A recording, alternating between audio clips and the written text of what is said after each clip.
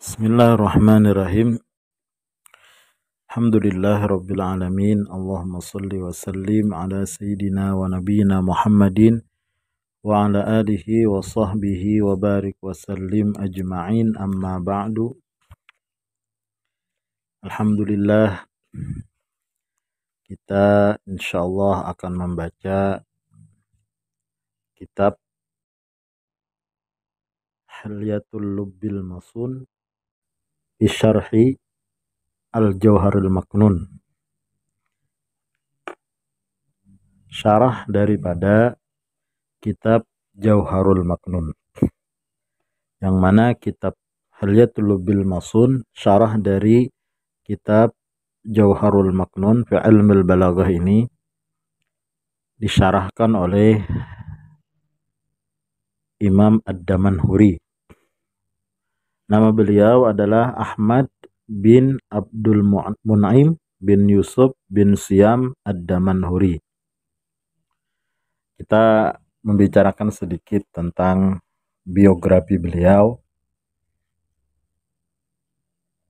kehidupan beliau, dan keilmuan beliau. Syekh Ad-Damanhuri ini dilahirkan sekitar tahun 1101 Hijriah atau bertepatan dengan tahun 1690 Miladiah. Beliau adalah salah satu guru di Universitas Al-Azhar Mesir, Kairo. Beliau banyak memiliki karangan kitab, baik itu karangan fikih atau yang lainnya. Beliau dikenal dengan Al-Madzahibi, digelar Al-Madzahibi, karena beliau sangat menguasai dengan madhab yang 4. Beliau dilahirkan di Ad-Damanhur, belajar di Al-Azhar, kemudian beliau menjadi guru di sana. Mungkin itu sedikit dari manakib atau biografi dari Syekh Ad-Damanhuri, pengarang syarah Hilyatul Lubbil Masun. Kemudian beliau mensyarahkan matan dari Jauharul Maknun fi Sadafis Thalatsatil Funun fi Ilmil Balaghah, yang dikarang oleh Syekh Al-Akhdari. Syekh Al-Akhdari, beliau lahir sekitar tahun 918 Hijriah atau bertepatan tahun 1512 Miladiah. Nama beliau adalah Syekh Abdurrahman bin Muhammad Al-Akhdari. Beliau juga pengarang Sulamul Munawwaraq fi Ilmil Mantiq dan syarah Sulamul Munawwaraq juga. Tempat tinggal beliau di daerah Aljazair ya. Tuh. Di antara karangan beliau yaitu yang kita baca pada kesempatan ini yaitu Al-Jauharul Maknun, nazam daripada Ilmul Ma'ani wal Bayan wal Badi' atau ilmu balaghah. Nah, itu mungkin sedikit dari manakib atau biografi dari pengarang syarah Hilyatul Lubbil Masun dan pengarang dari matan kitab ini yaitu Jauharul Maknun fi Sadafis Thalatsatil Funun, Al-Imam Al-Akhdari. Kemudian kita memulai membaca kitab Jauharul Maknun yang disyarahkan oleh Syekh Ad-Damanhuri, yaitu Hilyatul Lubbil Masun. Mungkin sedikit kita membahas tentang faidah atau keutamaan belajar ilmu balaghah. Mungkin yang bisa kita sebutkan sesuai dengan apa yang disebutkan oleh Imam Al-Akhdari nanti di dalam syair beliau. Di antara keutamaan orang yang belajar ilmu balaghah itu mereka akan melihat mukjizat dari Al-Quran itu akan nampak. Fa'absaru mu'jizatal Qur'ani wadihatan bisati'il burhani, kata beliau. Maka mereka akan melihat mukjizat Al-Quran, i'jaz daripada Al-Quran, tinggi daripada bahasa Al-Quran, balaghah Al-Quran yang tinggi. Ketika mereka belajar ilmu balaghah, maka mereka akan mengetahui keindahan daripada Al-Quran dan isi yang luar biasa daripada Al-Quran. Mungkin itu puncak daripada keutamaan orang yang belajar ilmu balaghah. Ada juga ulama yang mengatakan orang yang belajar ilmu balaghah itu adalah ketika dia menyampaikan sesuatu ringkas namun isinya padat dan dihiasi dengan keindahan-keindahan kata. Atau di dalam ilmu balaghah disebut ilmu ma'ani, bayan, dan keindahannya dihiasi dengan ilmu badi'. Itu di antara kelebihan orang yang belajar ilmu balaghah. Kemudian kita memulai. Bismillahirrahmanirrahim. Imam Al-Akhdari memulai dengan beliau mengucapkan Bismillahirrahmanirrahim. Kemudian Syekh Ad-Damanhuri mensyarahkan, aku kata beliau,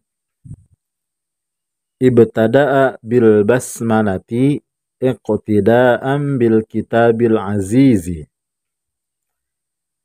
Ibtada'a memulai oleh musannif, nazim, pengarang dari kitab Jauharul Ma'un, yaitu Syekh Abdurrahman bin Muhammad Al-Akhdari.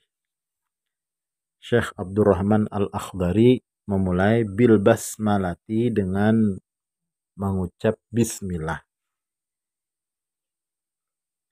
Kenapa beliau mengucap bismillah ketika memulai mengarang ini kitab, mengarang ini syair yang menjelaskan tentang ilmu balaghah? Niat beliau iqtida'an bil kitabil azizi. Karena beliau, kata beliau, mengikut dengan Al-Quranul Karim.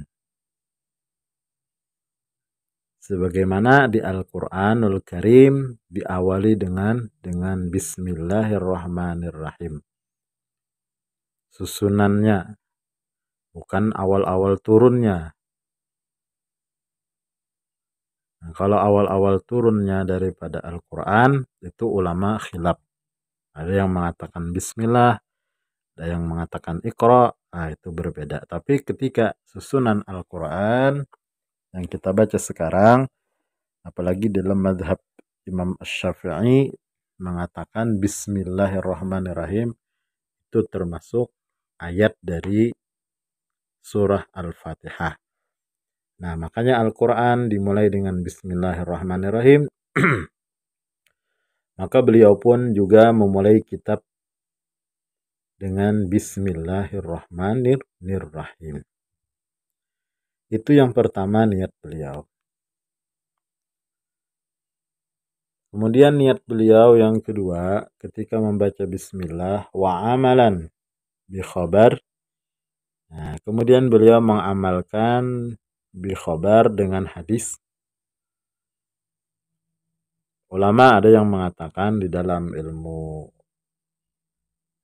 hadis ini mungkin termasuk hadis yang dhaif.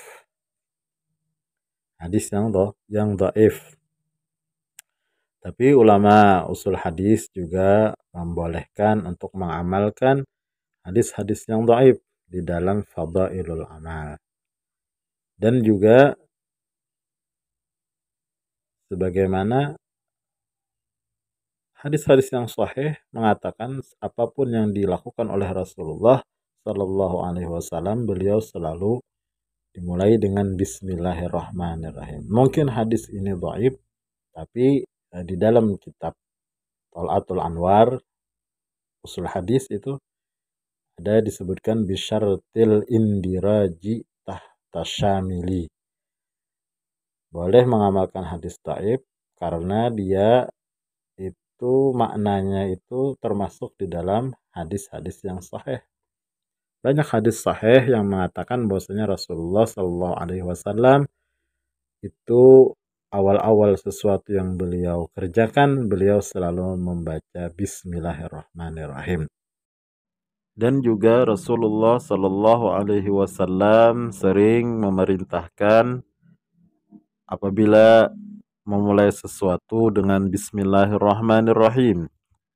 Di antaranya sabda Nabi Shallallahu Alaihi Wasallam, "Idza akala ahadukum falyaqul Bismillahirrahmanirrahim."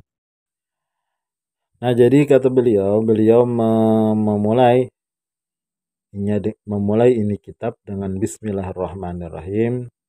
Yang kedua, mengamalkan dengan hadis Rasulullah Sallallahu Alaihi Wasallam.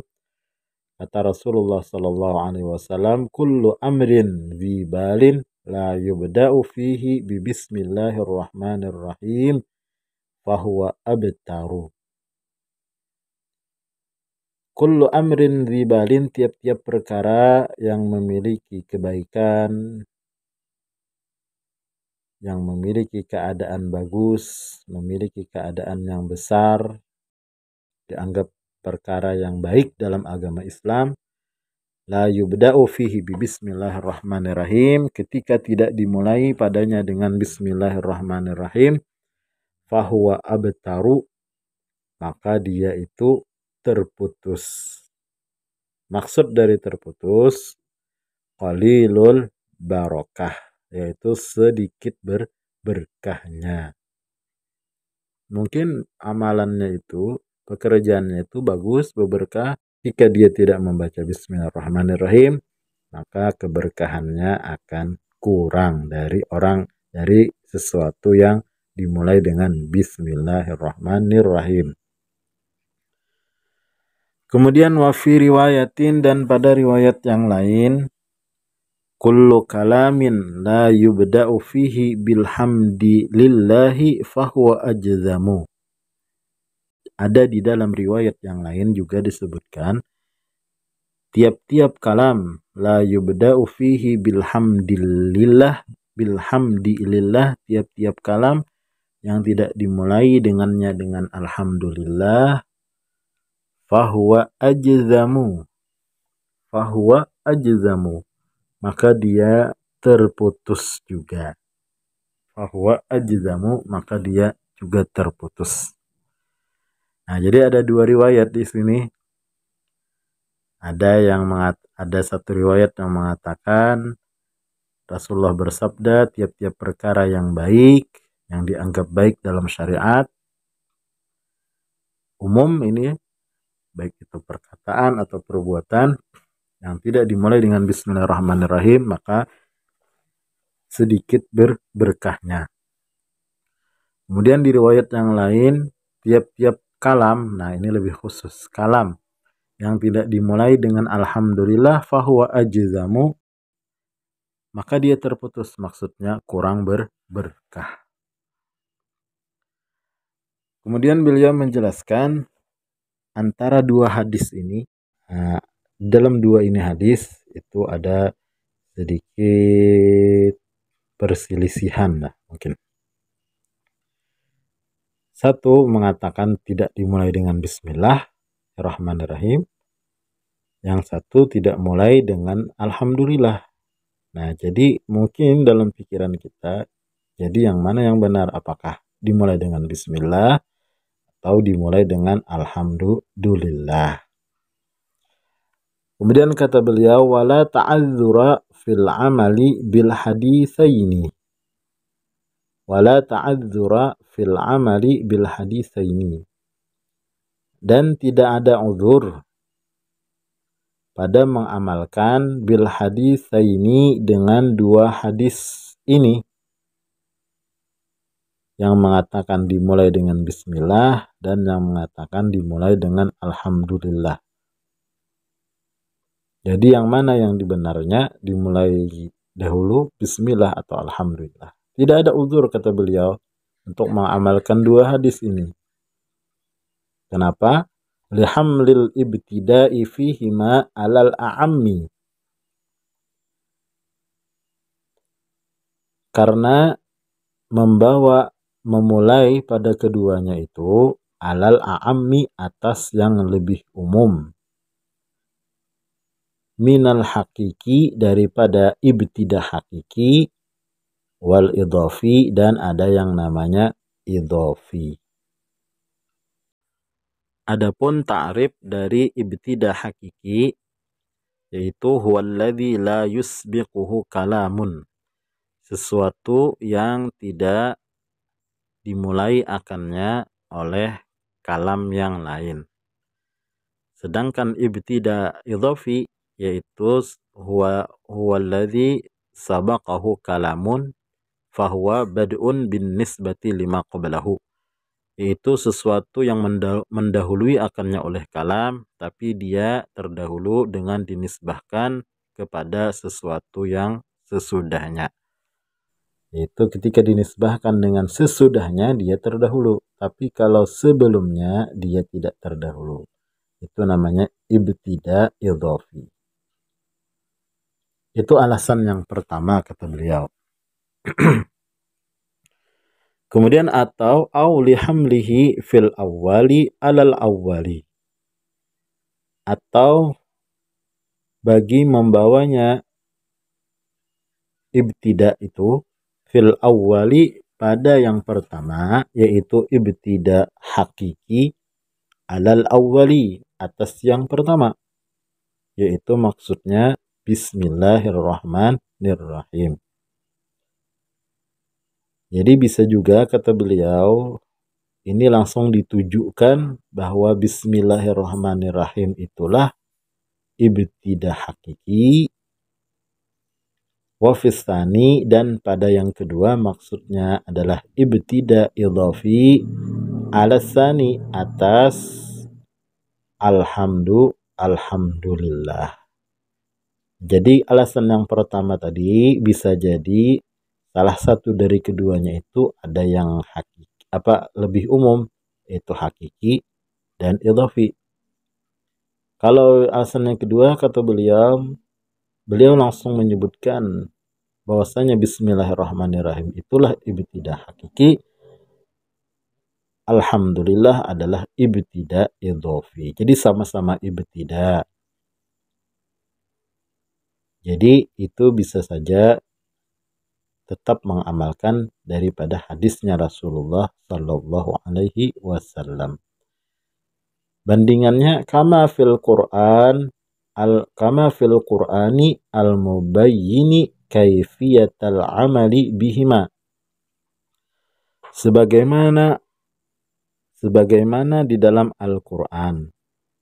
Jadi ada di dalam Al-Qur'an al-mubayyini, yang menerangkan kaifiyatal amali bihima, akan cara mengamalkan bihima, dengan keduanya, yaitu ibtidah hakiki dan idhafi, atau mengamalkan dengan didahulukan dengan bismillah, didahulukan dengan alhamdulillah. Di dalam Al-Quran surah Al-Fatihah itu Allah sudah menerangkan kaifiyatnya bagaimana. Itu kita lihat bismillahirrahmanirrahim lebih dulu, sesudah itu baru alhamdulillahirabbil alamin. Nah, begitu Al-Quran menerangkan cara penempatan bismillahirrahmanirrahim dengan alhamdulillahirabbil alamin. Kemudian beliau meneruskan, ala anna ishtirata tahsilil barakati bil ibtida'i bihima ma'an mahmulun alal kamal. Di atas lagi bahwasanya syarat menghasilkan barokah bil ibtida'i bihima, dengan memulai dengan keduanya ma'an besertaan, artinya bismillah dengan alhamdulillah, itu hasil berkah dengan keduanya itu mahmulun alal kamali, itu dibawa atas kesempurnaan. Supaya keberkahannya sempurna, baca bismillahirrahmanirrahim, kemudian alhamdulillahirabbil alamin, kata beliau. Itu alal kamal. Wa amma asluha, adapun asal daripada itu keberkahan, kalau mau berberkah juga, kata beliau, fahasilun bi ahadihima, maka hasil juga bi ahadihima dengan salah satu dari keduanya.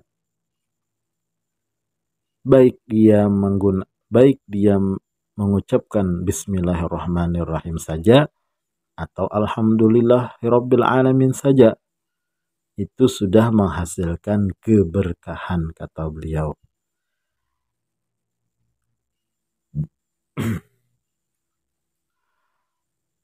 Bal bikulli dzikrin ghairihima, bahkan dengan tiap-tiap zikir ghairihima, selain dari keduanya bismillahirrahmanirrahim dan alhamdulillahirabbil alamin.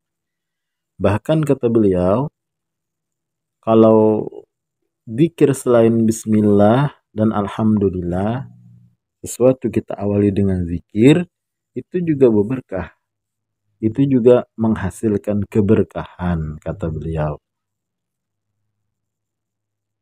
Kama yadullu lahu riwayatun, sebagaimana menunjukkan lahu baginya riwayatun, oleh satu riwayat yang lain. Ada yang riwayat yang lain menyebutkan bizikrillah, dengan zikrullah. Dengan zikrullah, tidak dengan bismillahirrahmanirrahim, alhamdulillahirabbil alamin, tapi lebih umum dengan zikrillah, zikrullah. Ad-dalati ala i'tibari jihati umumiha, yang menunjukkan atas memandang segi umumnya. Segi umumnya itu berkah, yaitu hanya cukup dengan ketika dia zikrullah apapun, subhanallah atau apapun saja, ketika dia berzikir kepada Allah, memulai sesuatu, maka itu sudah menghasilkan berkah, kata beliau. Kemudian beliau meneruskan, wa fi wasfil amri bima ba'dahu faidatani, dan pada mensifatkan amar,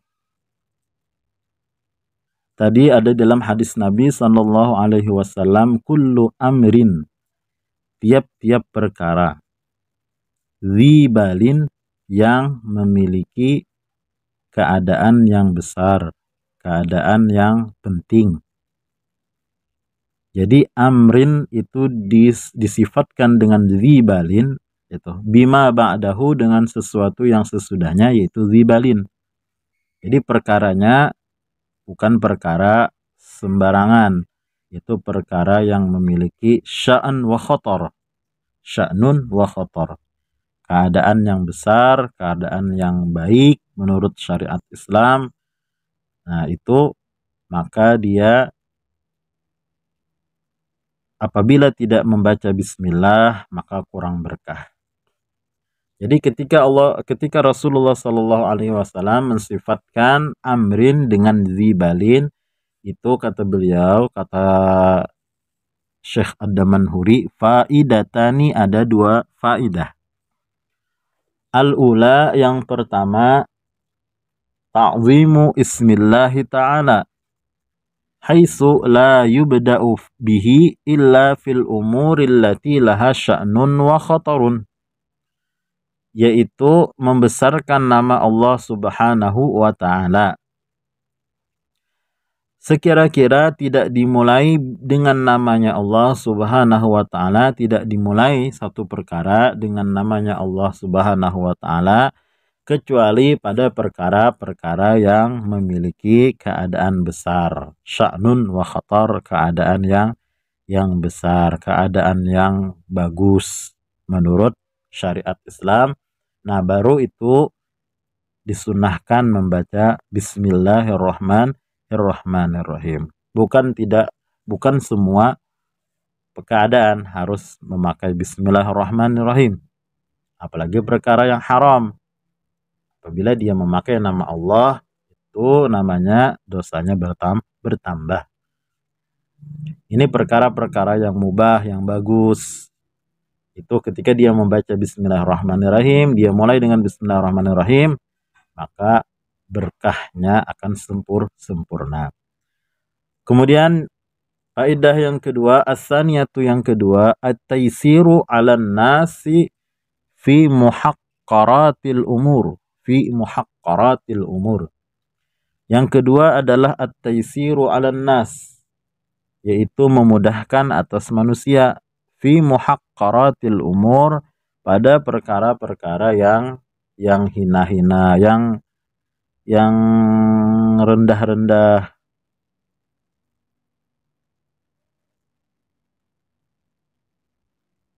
Perkara yang remeh-remeh. Tidak semua juga harus pakai bismillah. Perkara-perkara yang remeh seperti mengangkat tangan, kemudian ya perkara-perkara yang tidak ada syan wa khatar, itu tidak disunahkan juga selalu membaca bismillah. Kalau selalu membaca bismillah, kalau tidak bismillah tidak akan berkah, itu nanti memberatkan untuk manusia, kata beliau. Jadi yang disunahkan sekali membaca bismillah sebelum melakukannya, yaitu perkara yang besar, yang memiliki keadaan yang besar, yang penting-penting, lalu dia mengucapkan bismillahirrahmanirrahim. Nah, mungkin sampai di sini dulu. Mudah-mudahan kita semuanya diberikan kepahaman oleh Allah Subhanahu wa taala. Amin ya rabbal alamin. Wallahu muwaffiq li aqwamit thariq. Wassalamualaikum warahmatullahi wabarakatuh.